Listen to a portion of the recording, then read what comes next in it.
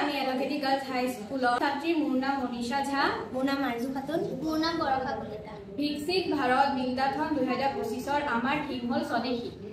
আমাৰ আইডিয়াসমূহ হ'ল তলত খৰি নপৰাকে ফল কেনেকৈ সৰাব পাৰোঁ। আগতে আমি ফল লাঠি ব্যৱহাৰ কৰিছিলোঁ, যাৰ ফলত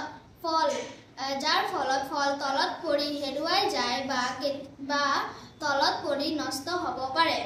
কিন্তু আমাৰ এই উপায়ৰ যোগেদি ফল নেহেৰুৱাকৈ আৰু নষ্ট নোহোৱাকৈ ছিঙিব পাৰোঁ।